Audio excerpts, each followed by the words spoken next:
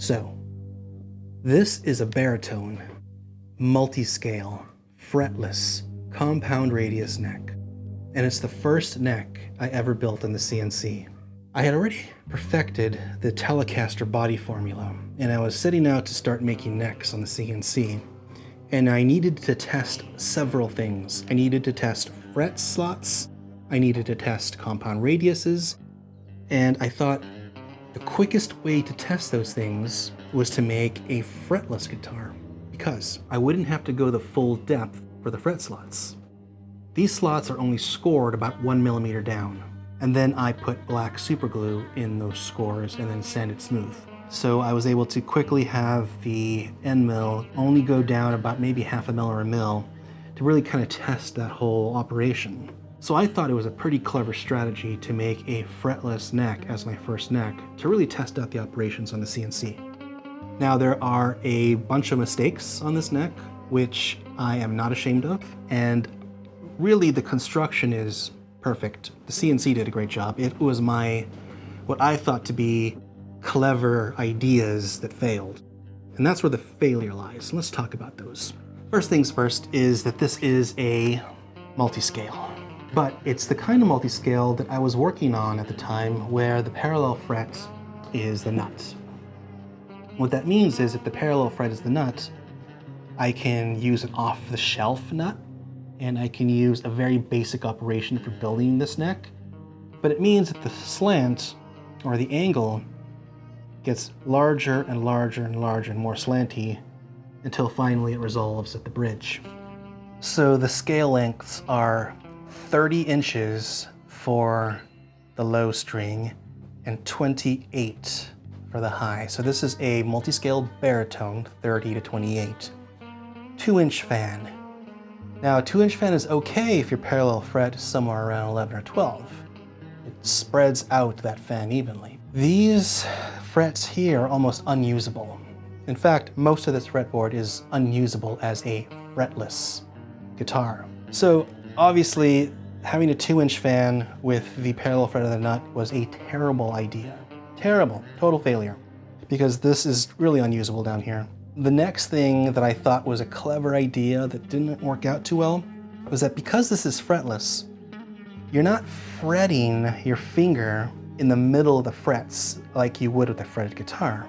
You have to put your finger right on the line to get proper intonation. So you're literally right on the fret in order to get the proper tone. So I thought, hey, wouldn't it be a good idea if we put the side dots on the lines, not in the middle of the frets, because that's where we need to put our fingers down.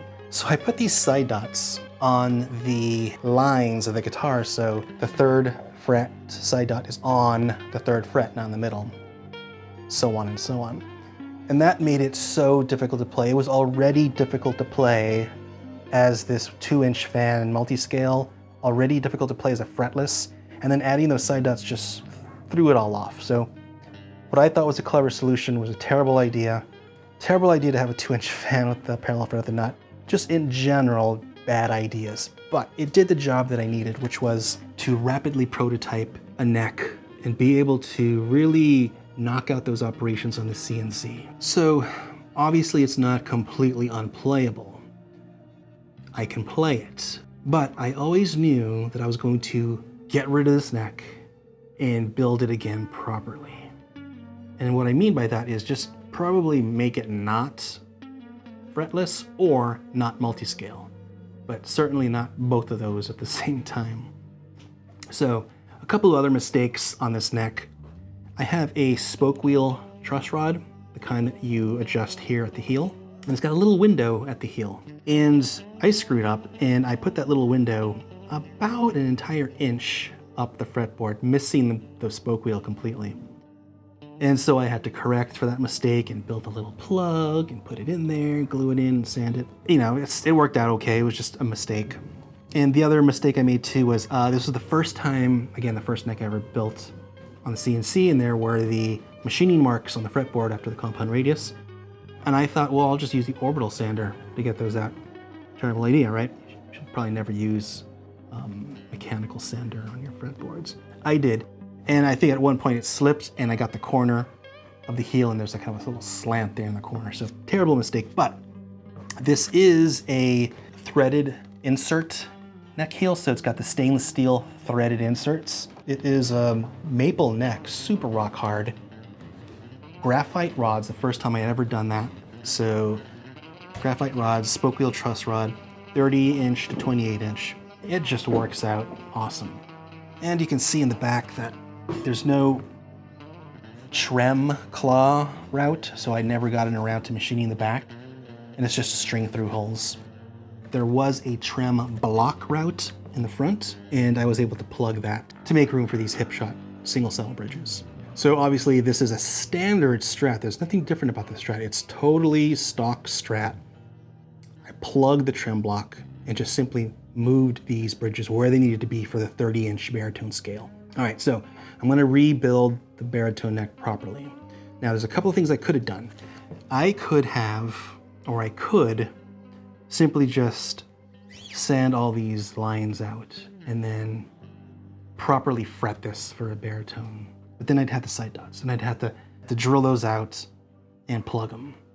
Or I could simply just sand this and then redo it again as a fretless, but without the multiscale. So there's a lot of things I could do to modify this existing neck, but I don't want to. I want to start from scratch. And so because I'm going to start from scratch, I'm going to sell this neck. So if you want it, the link is in the description. This was the first neck I ever made on the CNC.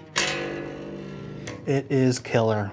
Super slim. Like I was going for really thin necks back then, and it's a thin neck. This is a Babinga fretboard. I tell you, I went down a rabbit hole researching fretless necks.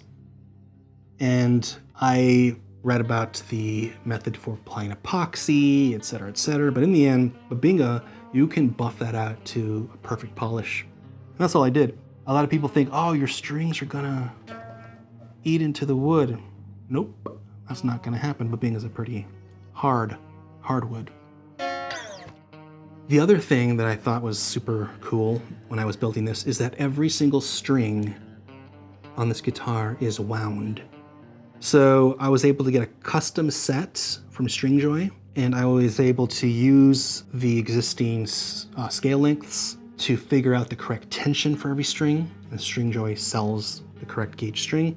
They give you a calculator so you can see the gauge and the tension and how it's reacting to the scale length.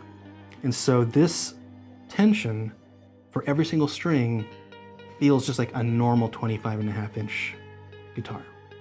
But they're all wound, even the high E. So this was my first neck I ever built on the CNC. Kind of a crazy idea that was an amalgamation of a whole bunch of different concepts. Some worked, some didn't. I'm gonna rebuild this. So stay tuned for the upcoming video where I rebuild this neck for this body. And as a result, this neck, which would be a great project where someone is up for sale, links down below. Pick it up because you could do a whole bunch with it. Even just stick it on a Strat, move the bridge back and you're done, or modify it if necessary. In any case, thanks for watching. Take it easy.